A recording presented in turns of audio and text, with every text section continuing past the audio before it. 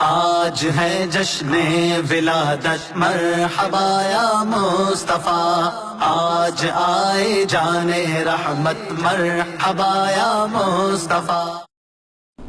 الحمدللہ رب العالمین والصلاة والسلام علی سید الانبیاء والمرسلین، اما بعد فاعوذ باللہ من الشیطان الرجیم، بسم اللہ الرحمن الرحیم۔ اللہم صلی وسلم علی النبی رحمۃ للعالمین وعلی آلہ واصحابہ وبارک وسلم علیہ۔ اللہ تبارک و تعالی نے بنی نوع انسانی کی ہدایت و رہنمائی کے سلسلے میں مختلف زمانوں میں انبیاء و رسل کو اس خطۂ ارض پر بے شمار خوبیوں اور کمالات کے ساتھ مبعوث فرمایا ہے۔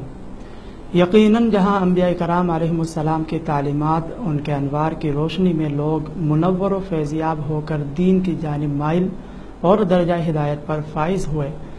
وہیں ہر زمانے میں ایسے افراد بھی پائے گئے کہ جب انبیاء کرام علیہم السلام نے انہیں تبلیغ دین فرمائی، دعوی نبوت کا اظہار کیا،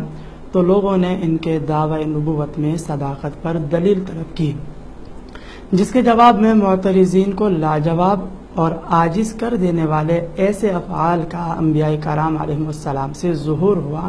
کہ جو خارق عادت تھے، یعنی جس کی مثل لانے سے بشریت عاجز تھی، جو بشری تقاضوں کے تحت ممکن ہی نہ تھے، وہ اعمال و افعال انبیاء کرام علیہم السلام سے ظاہر ہوئے۔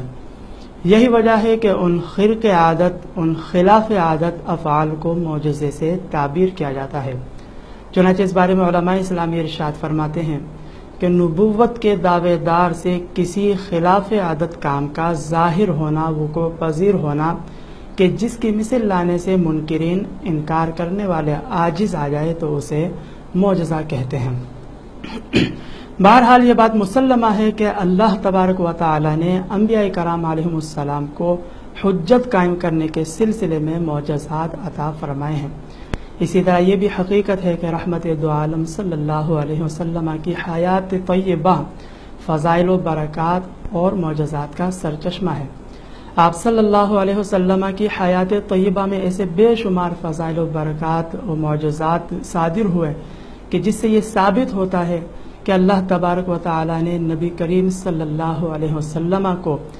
دیگر انبیاء کرام علیہم السلام کو عطا کیے گئے معجزات سے جدا گانا معجزات عطا فرمائے ہیں۔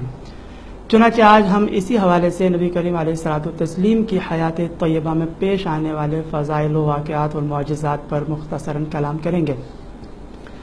ابتدا اسلام میں جب نبی کریم صلی اللہ علیہ وسلم نے تبلیغ دین فرمائی، اسلام کا پیغام عام فرمایا، تو آپ نے دعوی نبوت کا اظہار کیا۔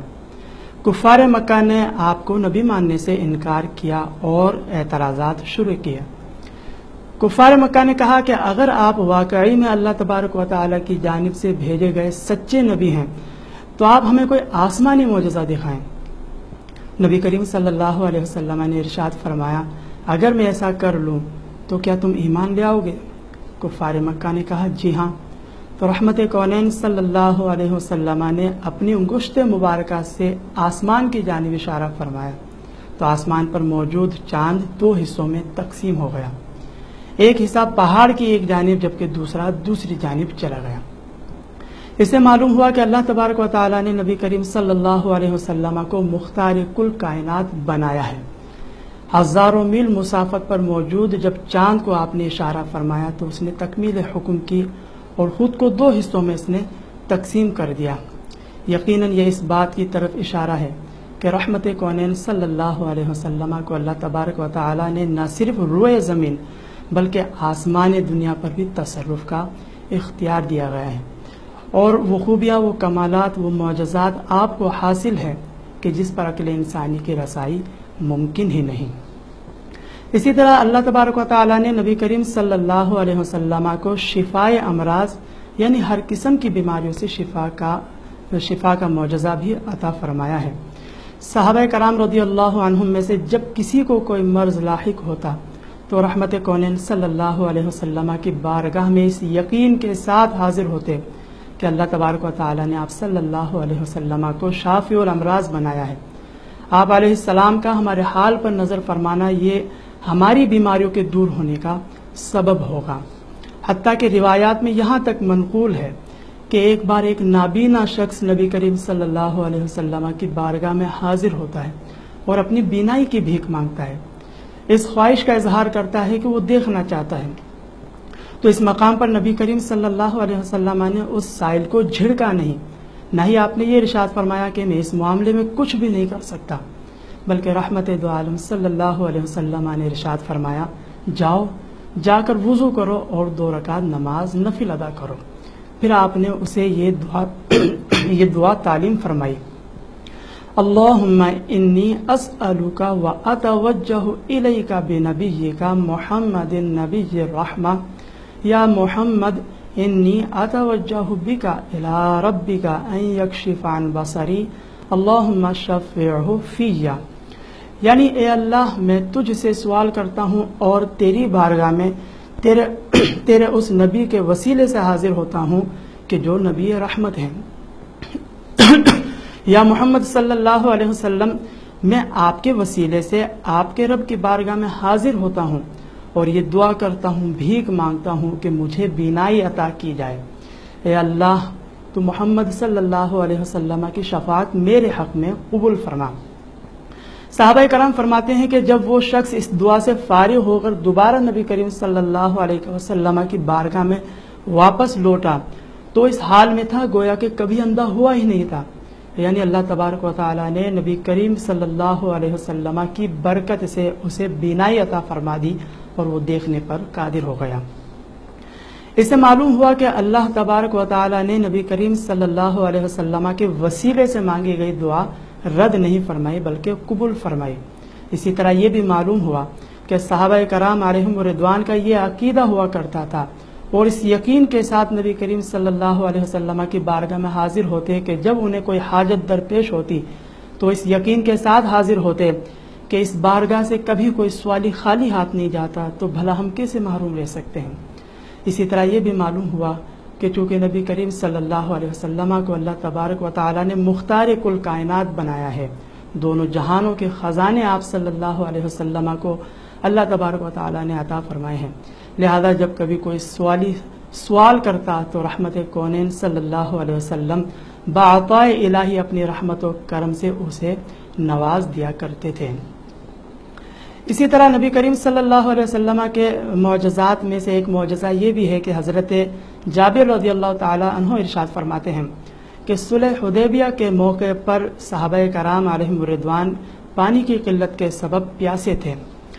اور وضو کی ادائیگی سے بھی قاصر تھے۔ صحابہ کرام نبی کریم علیہ السلام کی بارگاہ میں حاضر ہوتے ہیں، نبی کریم علیہ السلام نے ارشاد فرمایا کہ کیا معاملہ ہے؟ تو صحابہ نے فرمایا یا رسول اللہ صلی اللہ علیہ وسلم، ہمارے پاس پانی نہیں، ہم پیاسے ہیں، وضو کی ادائیگی سے بھی محروم ہیں۔ تو رحمت کونین صلی اللہ علیہ وسلم نے یہ ارشاد نہیں فرمایا کہ جا کر کسی اور مقام سے پانی کی تلاش کرو، نہیں، بلکہ نبی کریم صلی اللہ علیہ وسلم کے پاس قریب ہی ایک ڈول تھا کہ جس میں تھوڑا پانی تھا، تو رحمت کونین صلی اللہ علیہ وسلم نے اس ڈول میں اپنا دست اقدس رکھا۔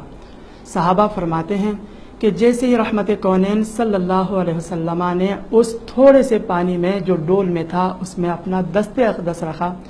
تو رحمت کونین صلی اللہ علیہ وسلم کی انگلیوں سے پانی اس طرح بہنے لگا، اتنی کثرت سے بہنے لگا کہ گویا کہ کوئی چشمہ پھوٹ رہا ہو، کوئی چشمہ جاری ہو۔ تو صحابہ فرماتے ہیں کہ پھر ہم نے اس پانی سے جو اتنی کثرت سے بہ رہا تھا تو ہم نے اس سے وضو کیا اور اپنی پیاس بجھائی۔ صحابہ حضرت جابر رضی اللہ تعالیٰ عنہ سے پوچھا گیا کہ آپ اس وقت کل کتنے افراد تھے کہ جنہوں نے نبی کریم علیہ الصلوۃ والتسلیم کے اس معجزے سے، اس پانی سے جو آپ کی انگلیوں سے جاری ہوا، اس سے وضو فرمایا یا آپ نے پیاس بجھائی؟ تو حضرت جابر رضی اللہ تعالیٰ عنہ ارشاد فرماتے ہیں کہ اس وقت تھے تو ہم 1500 افراد، لیکن اگر 1,00,000 افراد بھی ہوتے تو بھی ہمیں وہ پانی کفایت کرتا۔ یقیناً یہ نبی کریم صلی اللہ علیہ وسلم کا ایک بے مثل معجزہ ہے، اور آپ صلی اللہ علیہ وسلم کا یہ معجزہ حضرت موسیٰ علیہ السلام کے اس معجزے سے کہیں افضل ہے کہ جب حضرت موسیٰ علیہ السلام نے پتھر پر عصا مارا تو پتھر سے پانی کے 12 چشمے جاری ہو گئے۔ یہ تو ممکن ہے کہ تحت زمین پانی ہوتا ہی ہے، لیکن نبی کریم صلی اللہ علیہ وسلم کی فضیلت کا پہلو اس جہت سے ہے اس مقام پر کہ آپ صلی اللہ علیہ وسلم نے خلاف عادت مقام سے پانی جاری فرمایا، یعنی انگلیوں سے پانی جاری ہونا یہ عادتاً ممکن نہیں، لیکن رحمت کونین صلی اللہ علیہ وسلم نے اسے ممکن بنایا۔ اور نہیں، ایسا نہیں کہ 2 4 5 افراد نے اس سے فیضیاب ہوئے، بلکہ حضرت جابر رضی اللہ تعالیٰ عنہ کی روایت کے مطابق اگر 1,00,000 افراد بھی ہوتے تو بھی وہ اس سے مستفید ہوتے۔ تو خلاصہ یہ ہے کہ معلوم ہوا کہ جس طرح اللہ تبارک و تعالیٰ نے نبی کریم صلی اللہ علیہ وسلم کو بے مثل نبی پیدا فرمایا ہے، اسی طرح آپ صلی اللہ علیہ وسلم کو معجزات بھی بے مثل عطا فرمائے ہیں۔ اسی طرح نبی کریم صلی اللہ علیہ وسلم کے معجزات میں ایک معجزہ یہ بھی ہے کہ حضرت عبداللہ ابن عتیق رضی اللہ تعالی عنہ، یہ صحابی رسول صلی اللہ علیہ وسلم ہے، ایک حادثے میں آپ کی پیر کی پنڈلی کی ہڈی ٹوٹ گئی۔ صحابہ کرام آپ کو نبی کریم صلی اللہ علیہ وسلم کی بارگاہ میں لے کر حاضر ہوتے ہیں۔ حضرت عبداللہ ابن عتیق نبی کریم کی بارگاہ میں عرض کرتے ہیں، یا رسول اللہ دیکھیں آپ کے غلام کی کیا حالت ہو گئی، یعنی پنڈلی ٹوٹ گئی، گوشت پھٹ چکا، محض کھال کا ایک حصہ ملا ہوا ہے۔ تو رحمت کونین صلی اللہ علیہ وسلم نے اس مقام پر ان سے یہ ارشاد نہیں فرمایا کہ اسے کسی طبیب کے پاس لے جاؤ، نہیں، بلکہ طبیب اعظم صلی اللہ علیہ وسلم نے ان سے ارشاد فرمایا، اے عبداللہ ابن عتیق اپنا پیر پھیلاؤ۔ حضرت عبداللہ ابن عتیق نے تکمیل حکم کی اور آپ نے اپنا پیر پھیلا دیا۔ نبی کریم صلی اللہ علیہ وسلم نے ان کی ٹوٹی ہوئی پنڈلی پر اپنا دست اقدس پھیرا۔ صحابہ فرماتے ہیں کہ جیسے ہی رحمت کونین صلی اللہ علیہ وسلم نے ان کی ٹوٹی ہوئی پنڈلی پر اپنا دست اقدس پھیرا تو حضرت عبداللہ ابن عتیق رضی اللہ تعالی عنہ کی پنڈلی اپنی سابقہ حیات پر لوٹ آئی، یعنی وہ شفا یاب ہو گئے، وہ بالکل تندرست ہو گئے اور صحت مند ہو گئے۔ تو اس واقعے سے یہ معلوم ہوتا ہے کہ نبی کریم صلی اللہ علیہ وسلم نے بغیر کسی اسباب و ذرائع کے اپنے صحابی کو تندرست فرما دیا۔ یقیناً یہ ایک ناقابل فہم معاملہ ہے۔ محض دست اقدس پھیر کر ٹوٹی ہوئی ہڈی کو جوڑ دینا،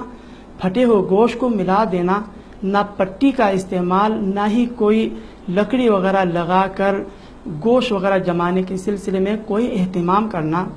الغرض دنیاوی کوئی بھی اسباب و ذرائع اختیار کیے بغیر دوبارہ پنڈلی کو سابقہ حیات پر لے آنا، یقیناً طبیب اعظم صلی اللہ علیہ وسلم کا ایک باکمال معجزہ ہے۔ تو خلاصہ کلام یہ ہے کہ رحمت دو عالم صلی اللہ علیہ وسلم کی ذات طیبہ کا ہر پہلو فضائل و معجزات کا مجموعہ ہے۔ نبی کریم صلی اللہ علیہ وسلم کے فضائل و معجزات کا بیان، اس کا مطالعہ کرنا یقیناً ہمارے حق میں بے حد مفید و نفع بخش ثابت ہوگا۔ اس سے نہ صرف ایمان کی پختگی ہوگی بلکہ محبت رسول میں زیادتی اور سنتوں پر عمل کے جذبے میں بھی بیداری پیدا ہوگی۔ اللہ تبارک و تعالیٰ کی بارگاہ میں دعا ہے کہ جو کچھ سنا ہے ہمیں اس پر شرعی تقاضوں کے مطابق عمل کی توفیق عطا فرمائے۔ آمین بجاہ النبی الامین، وآخر دعواہم ان الحمد للہ رب العالمین۔